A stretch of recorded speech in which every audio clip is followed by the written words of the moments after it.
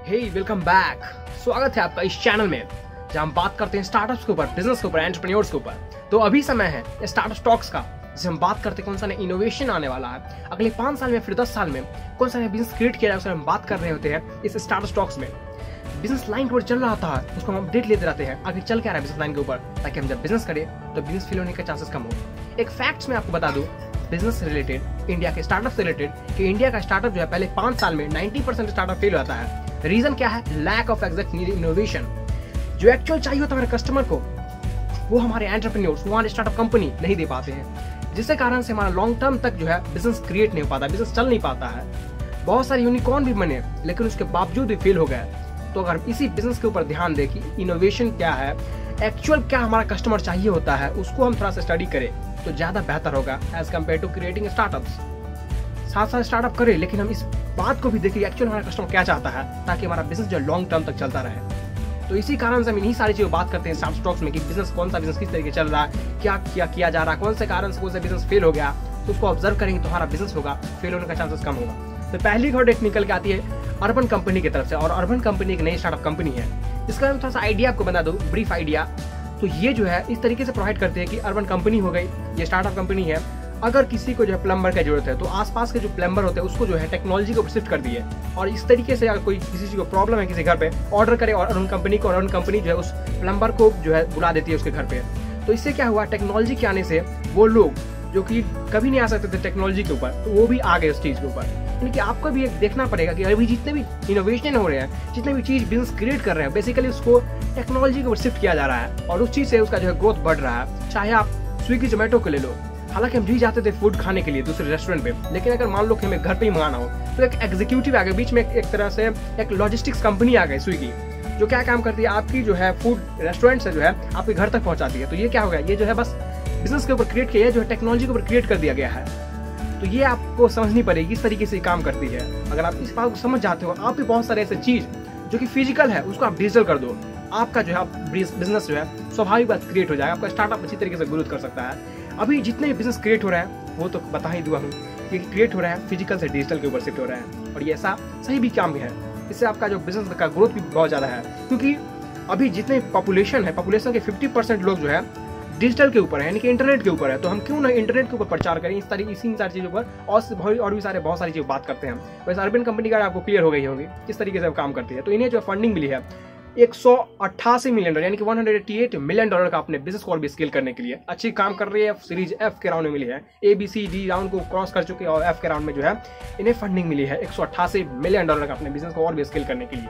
या फिर से अगली खबर निकल के आती है फ्लिपकार्ट की तरफ से, और फ्लिपकार्ट जो है लगभग 23,000 नए एम्प्लॉयज को हायर करने वाला है अपने बिजनेस को और भी स्केल करने के लिए। In the sense logistic company है फ्लिपकार्ट, ये चाहती है कि जो है और भी फास्ट डिलीवरी एग्जीक्यूट किया जाए, जिसके कारण से लगभग 23,000 जो है नई जॉब सप्लाई करने, यानी कि 23,000 न्यू जॉब्स प्रोवाइड करने हैं। इससे क्या होगा, बहुत सारे कंपनी को बेनिफिट होगी क्योंकि उसका जो है कंपनी बढ़ेगी। इससे देश में जो है अनएम्प्लॉयमेंट है वो भी कम होंगे, देश में अनएम्प्लॉयमेंट कम होगा। ये एक एंटरप्रेन्योर बहुत बड़ा चेंजेस ला सकता है एक किसी भी कंट्री के लिए। GDP में ग्रोथ करता है, वो बहुत सारे लोगों को जो है एम्प्लॉयमेंट प्रोवाइड करता है।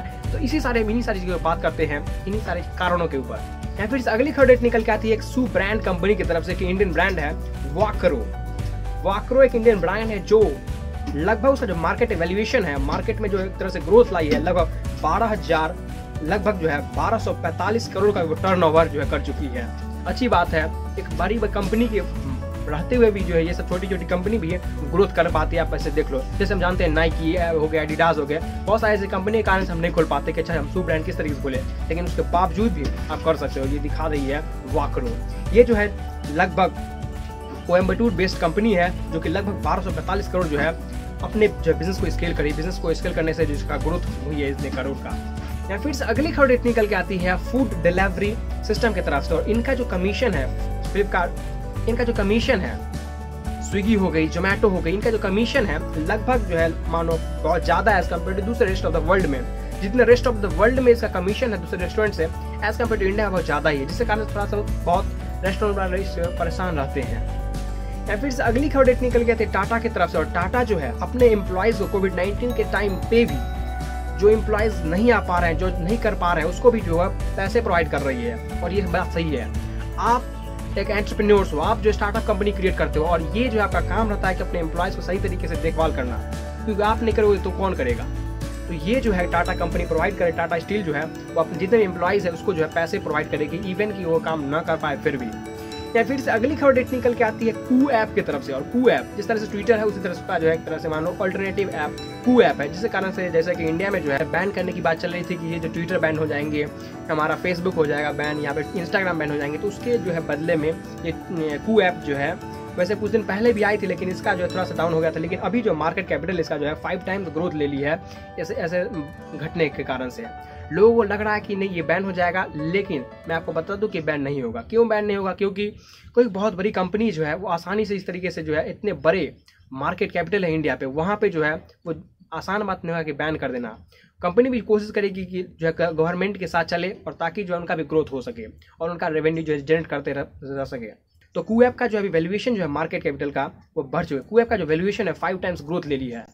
या फिर से अगली खबर निकल के आती है जर्मनी की तरफ से, और जर्मनी जो है वो अडॉप्ट कर ली है कि कोई बात नहीं कि हमारे देश में जो है ड्राइवरलेस जो है गाड़ी चल सकती है 2022 से। या फिर से अगली खबर डेट निकल के आती है, और अंतिम खबर डेट निकल के आती है स्टॉक मार्केट की तरफ से। और स्टॉक मार्केट में आज निफ्टी और सेंसेक्स जो है वो ग्रोथ ली है। निफ्टी जो है प्लस 0.61% ग्रोथ की है, और सेंसेक्स जो है प्लस 0.75% ग्रोथ लिया है। वैसे मैं आपको बता दूं कि निफ्टी और सेंसेक्स के बारे में, तो निफ्टी का जो 15,301.45 है, और सेंसेक्स का 51,017 है, यानी कि 50,017 है। तो ये निफ्टी और सेंसेक्स के बारे में आज की जानकारी थी। वैसे ये थी आज की अपडेट। कुछ उम्मीद है कि आपको वीडियो पसंद आया होगा। आपने लाइक और शेयर नहीं किया तो लाइक भी कर दिया, शेयर भी कर दिया, और चैनल को सब्सक्राइब करना बिल्कुल भूलिए, क्योंकि मैं आपके रोजाना इसी तरह हर रोज ऐसे ही वीडियो लाता रहता हूँ। फिलहाल के लिए इतना ही। जय हिंद, वंदे मातरम।